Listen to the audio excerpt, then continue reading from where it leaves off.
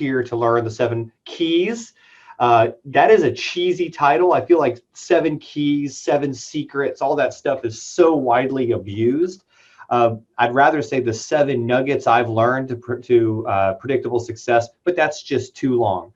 What we're here to talk about are 7 main things for predictable success. That it's not just my ideas. This is the stuff that I've learned. I went back and looked at the coaching and training sessions and the clients I've worked with over the years and said, what are the things I've given them that I know have led to, most importantly, not just success, but most importantly, predictable ongoing success? What are those specific nuggets there that everyone, as far as I'm concerned, should be doing, especially if you're a small business person, to succeed? And I put those things in this webinar. These are things that are, I feel, no-fail items. I don't think these only pertain to a specific group of people. I really think these are things that a lot of business people should do. Here's the challenge. A lot of us think we're doing them and we're not. So I'm not only going to give you the 7 keys, I'm going to go into them a little bit to show you the difference between what truly doing them and implementing them is and just kind of sort of implementing them. You got to get to the true implementation to reap the rewards. So let's dive in. So real quick, this is how QuickLearn works. If you're new to this type of webinar, it's not a long, drawn out, lots of storytelling and interaction type of webinar. This is designed to get you in and get you out fast. So it's rapid learning. Today, approximately 30 minutes. Usually they're only 20. At the end, I'm going to give bonuses to anyone who registered for the webinar. I spent about 2 to 5 minutes. I've just given you a bunch of free stuff for attending. It's my thank you to you. We'll spend some time in Q&A, up to 10 minutes. If there's not a lot of questions, then we'll just end early. And I will end with some notes on how to connect with us. And if we've got a lot of Q&A, we'll use that time for additional Q&A. All right, so what are the 7 keys? Well, the important thing to recognize is that the easiest way to grow your business is to do the right things consistently, to stay the course. And so these are 7 right things that, as I said earlier, really apply to everyone. Very important that you recognize that very few industries are outside these 7 keys. They're really necessary for most people to succeed, except for those outlier kind of lucky success stories. For most of us that grow through hard work and dedication and commitment, these keys are necessary for that. Also, there are only 7 keys because we only have time for 7. 7 technically in ancient times was a number that denoted completeness. And I actually think if you did all 7 of these, you'd have a pretty complete business. All right, key number 1, you have to have measurable goals. Oh gosh, blah, blah, blah. We've heard it so many times. This time of year, everyone's talking about goals, goals, goals, goals, goals. I'm so sick of it. Okay, I've got goals. Now what? So let me tell you what I mean by goals. First of all, there's a reason for this. There's science behind this. Harvard did a study that basically said 83% of people don't have any goals, and 14% of people, they have one, but it's just in mind, but they're unwritten. Okay, so what? Well, we all know 92% of New Year's resolutions fail in the first month. Only 3 out of every 100 adults write their goals down, but here's the catch. Those with written goals are actually 50% more likely to achieve. I think we can actually increase that if we know how to appropriately write goals, and more importantly, how to actually execute our goals. Just writing goals down is not really a magic formula. That said, according to Harvard, and I believe they were studying young people with this, probably college age, there's a pretty significant bonus to just writing them down. So we've got to start there. So how do we write them? Well, you may have heard of the SMART process before. It really works. Your goal has to be specific, measurable, attainable, realistic, and time-bound. I'm not going to get into this today and how all of that works. You can just Google SMART goals and find everything you need to learn about it. But I want to key in on the measurability here and the realistic part of goal setting. It's very important for business people to understand this with what we're going to be talking about with the other 6 keys. So you don't want to mess this up. You have to write goals that pay in business. What I mean is goals are not BHAGs, big, hairy, audacious goals or daydreams. We've got to be real. All these motivational speakers are out there today and they're saying all this really motivating stuff, but really not practical stuff when it comes to goals. They want us to shoot for the stars, and all that's good when it comes to getting momentum and energy. But when it comes to strategic planning, planning to take over the world is really not the way you want to launch your strategy.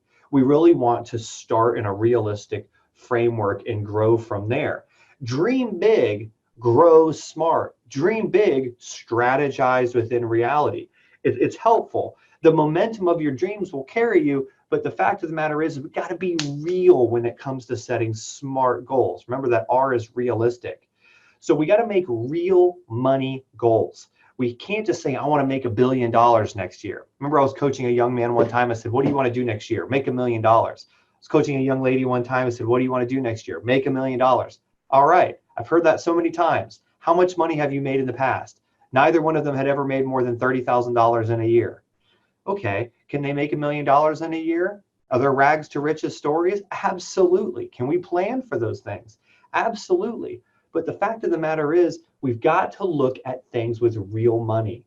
And in order for them to hit those goals, it was requiring a skill set and a practice in their field that they wouldn't have for probably 2 to 3 years. So it made much more sense to shoot for maybe 50, 60, even $100,000. And to help with that, I like the 3-tiered goal approach. You don't have to limit yourself. This is not limiting knowledge. What I'm saying here, or limiting strategy. What I'm saying is you can set that goal for $1 million and come up with an activity plan to getting there, but have one for 100,000, have one for how much you need as well. Look at kind of a good, better, best way of planning your goals and try to keep them all within reality. You can have a stretch goal at the high end, kind of a little bit of a reach goal, and then kind of the necessary, what you got to do. Because when it comes to what we're going to get into in a minute, tweaking your plans, if you shoot for the moon and stars and you fall short, then you achieve nothing. All right. So I know a lot of people disagree with that type of philosophy. I've been coaching people a long time, and all those big dream folks, they've sat in my office and I've watched how they've never put anything together. Dream big, plan smart. All right, key number 2, you have to design a clear sales process. I can't tell you how many hundreds of sales trainings I've started off with the same question. Describe for me your sales process. People think they have one. It's all over the map. A clear sales process can be described easily, this is very important, by your customers. Your customers should be able to say, oh, the way it works is to someone else. Your sales process should be extremely clear. I'm talking about sales here, not marketing.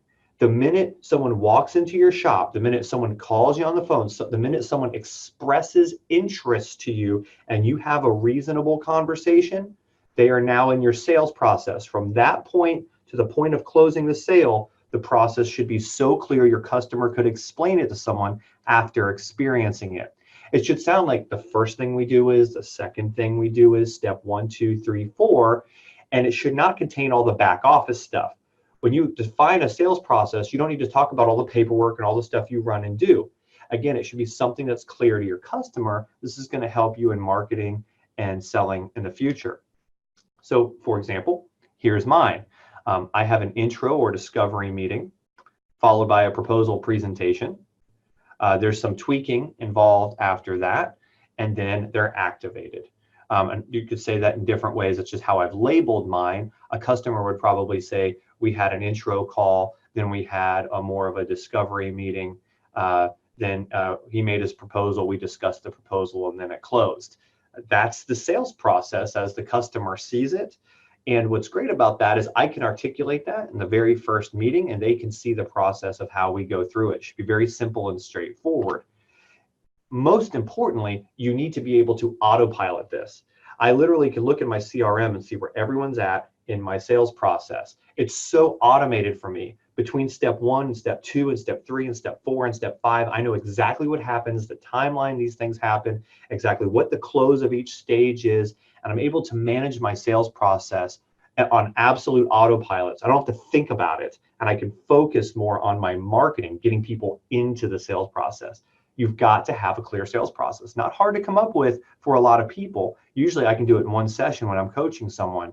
But if you end up with 15 steps and it involves a whole bunch of back office stuff and a whole bunch of early on marketing stuff, that's not actually a sales process. And here's why it matters.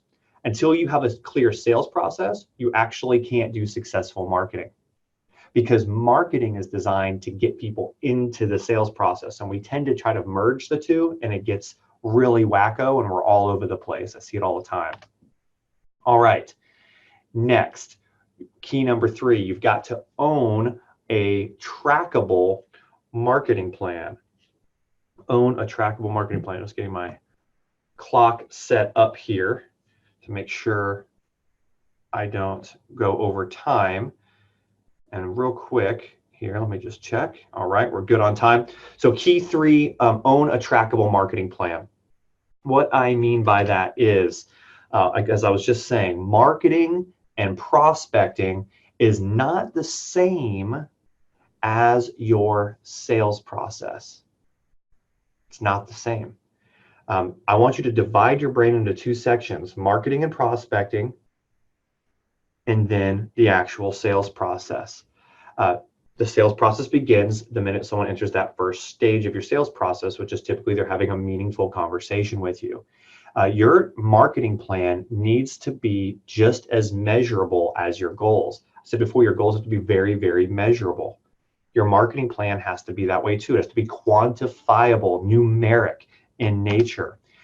Its purpose is to put people into your sales process, as I've said, and it has to be quantifiable because it has to be trackable and it has to be scheduled. We can't just say a bunch of stuff we're going to do and have a list of stuff. We have to say how much of that stuff we're going to do and when we're going to do it. That is a trackable marketing plan, both in timeline and in activity numbers. Critical. And again, most small businesses and entrepreneurs, they start with this as a rough draft and they immediately move into knee-jerk reactive land, hustle land, and they don't ever have this down to a science, and it's dangerous. And I'm telling you right now, big businesses, sales managers for large companies would never accept that because they know it doesn't lead to success. It leads to inconsistency. Key number 4, tracking and tweaking. You see how these build on each other. You have to live out your marketing plan. You have to live out your sales plan. You have to keep your goals in view. In order to do that, you have to have your plan being tracked and tweaked. You have to obsess over it daily, weekly, monthly, eat, sleeping, breathing, this plan you have to make sure I'm hitting my numbers. Why? Because I'm going to learn from these numbers. I'm going to track these numbers. I'm going to learn of the 12 things I was doing to get people into my sales process, only 6 of them worked. So I'm going to focus on that. We think we can do this type of analysis in the back of our brains, and I'm here to tell you, you can't. You really learn from a true tracking and tweaking, being consistent over time, tracking what you've done, asking questions about the data, and learning from it over time, not rapid knee-jerk. This is a scientific approach to sales, and it's what large companies and marketing firms do because it works. We need to obsess over these KPIs and metrics. We need to know true KPIs. Many entrepreneurs are so guilty, myself included, of thinking you have one good conversation with someone and suddenly that marketing plan worked. You go to one good networking group and suddenly that's all you're going to do. We're all in, all over the place, all the time. And that inconsistency is why so many small businesses don't get a good, successful, predictable growth model. We got to do the boring planning, tweaking, and tracking stuff to get us the success. But then what's so great about it is you can sit back and enjoy the ride because it really becomes predictable and all the stress and emotional turmoil of being a small business owner leaves. That's why these are so such important keys to your success. As I said, we have to make scientific, unemotional, data-driven tweaks to everything we do. We change something because of the data, not because of our emotion. All right, we're on a good track. We are 16 minutes in, 17 minutes in. All right. Was going to stop for a poll, but I'm going to keep pushing through today. If I don't break my PowerPoint. All right, so key number 5 is to leverage the DDT or die. So what's the DDT? Hopefully every client I've ever worked with can tell you what the DDT is. It is a game changer. And here's the idea behind it. Follow-up is not the key to selling success, especially in small business. I'm so sick and tired of hearing that. Follow-up is for stalkers. It's 2019, almost 2020. No one wants to have their phone blowing up a million times from someone they had a conversation with last week and they expressed some interest to them and now they're all over them. It's not helpful in relationship building, guys. People are averse to it. Unless you're hyper aggressive, you're probably averse to it and you don't like how it makes you feel when you do it. So what do? Because follow-up is important. I'm going to make that key difference in a minute of where follow-up can happen. But what we want to do is get a day, date, and time. What I mean by that is you're having a reasonable conversation with someone, a meaningful conversation. They express interest in what you do. Boom, you go right away to getting a day, date, and time to either talk about it more or just to have a conversation to keep this in front of you. If they go, well, I'm not ready yet. I got to talk to 5 other people before I can have that conversation. All right, no big deal. Let's put 5 minutes on the calendar for 2 weeks from now so I don't have to chase you. We don't have to play phone tag for me to call you. Just schedule a 5-minute follow-up call instead of chasing them down, leaving a bunch of voicemails. If they seem at all interested, get a DDT on your calendar and theirs. Just that simple, guys. No more rapid stalking follow-up. If they object to the day, date, and time, they're not serious. Here's the thing. Most people won't say no to you. You're a nice person. You're a salesperson, right? You're an entrepreneur. You're excited about your product. They don't want to say, no, I'm not interested because they feel like they're turning down your good idea and they're pouring water on your fire. They don't want to do that. But when they say they're interested, that sounds good. Yeah, we'll have to talk again. They like to keep your hopes up. It's terrible for you. So the goal is not to get hyper aggressive. It's just to say, well, if that's the case, why don't we put an appointment on the calendar for next week? I'll give you a call to keep this in front of you. Oh, no, I'm not really interested in that. See, they'll turn down the day, date, and time because they won't turn you down. That's actually helpful. This is a nice way to let them off the hook and say, no worries, when you're ready, call me.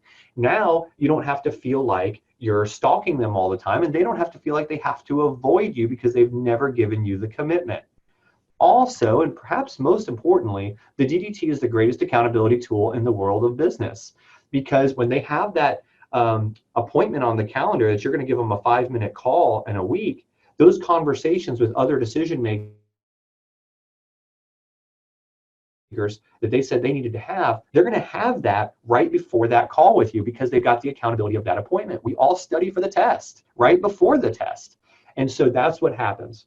The DDT is the absolute truth serum, the absolute optimizer for most entrepreneurial businesses. So what about follow-up? Real quick, I'll say this about follow-up. I don't want us to go over time. It's perfectly fine if you have a list of prospects, people that have maybe given some interest, to follow up with them, send them emails, give them some calls, check in. There's nothing wrong with that. I'm talking about someone expressed interest to you, and next thing you know, you're calling them constantly because that was your process. Hey, I'll call you next week. Oh, they didn't answer. I'll call them the next day. Oh, they didn't answer. Oh, I'll call them the next day. That type of follow-up works. I'm not going to say it doesn't work. It's just most people don't do it because it makes them feel uncomfortable. And most prospects who are avoiding you then especially go into hiding. And we don't want that. What we actually want is them to deny the DDT, and then you're able to follow up without hassling them. An email on occasion, something to invite them back into the sales process is much more palatable, especially in our modern day. All right. So if you have a measurable, trackable plan, it starts to look like this. Your calendar's all over the place, right? You've got stuff all over your calendar. All the stuff you're doing, all the stuff you've set you're going to do is on your calendar. That's just a sample calendar. That stuff should be filled with sales activities and those DDTs and time you're going to be working on stuff. And that leads us to key number 6, which is you have to have a success dashboard. I can't say it enough. 95% of the people I coach are struggling from overwhelm. They're just absolutely in overwhelm. They've got 1,000 different things going on. They can't keep it together. Some of them are running off of to-do lists. That's great. They're running out of their email inbox. It can be helpful, but those are very reactive tools.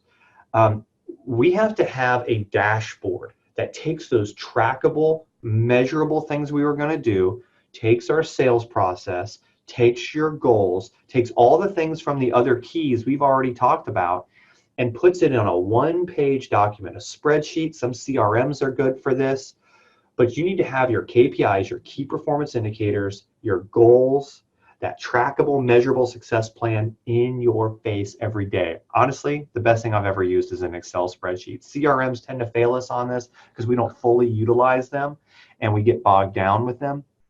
For small business, I'm all for CRM, by the way. I mean, I've actually got I've got 3 of them now.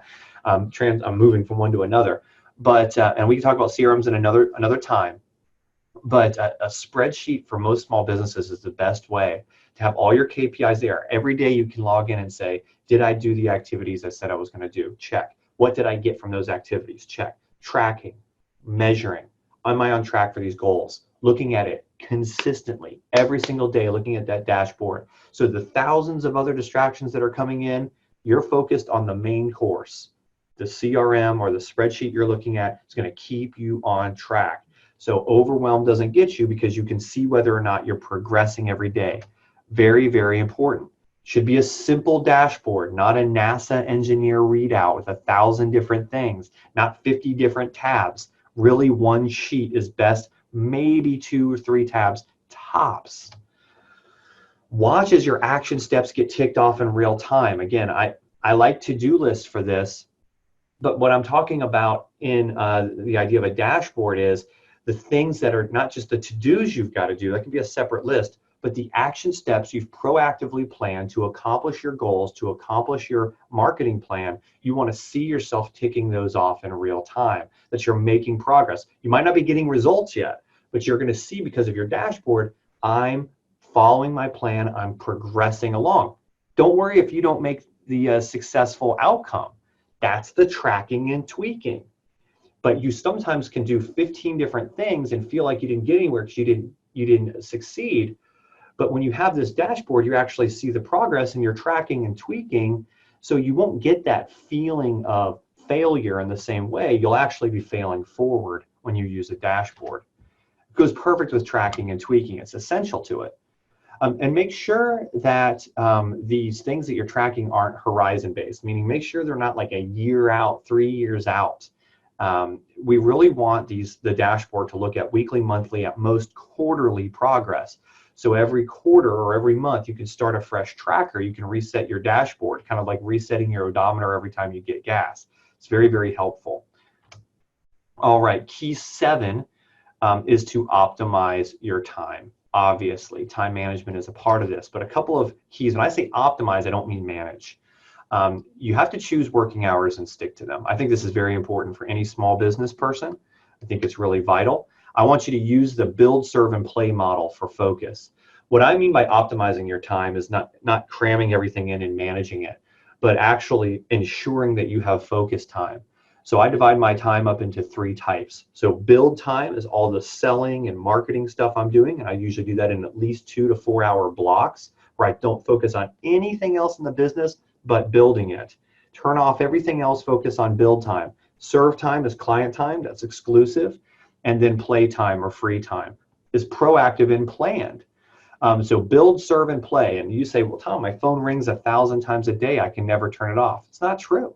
It's just not true. You know you go into meetings, you know you go into doctor's appointments, you know you go into different occasions where you can't get to your clients.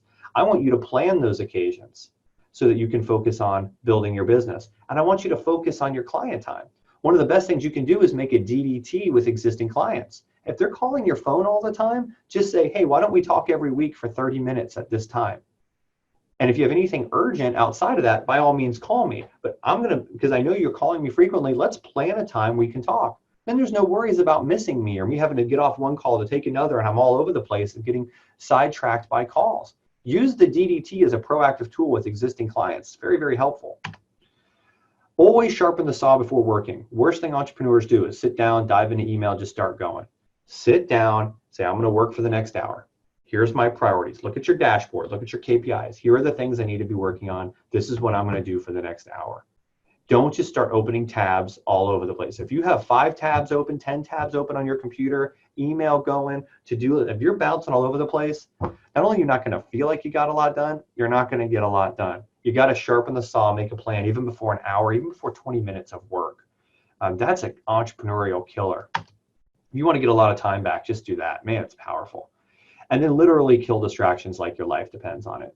If social media is taking you away, you just kill it. I recently took social media off my phone again because my iPhone told me how much time I was spending on it, and I couldn't believe it. You know, I have no excuse not to have abs. If I would have spent that time working on abs, just doing sit-ups, every time I go to Facebook, instead if I just would have gone to do sit-ups, I would be chiseled.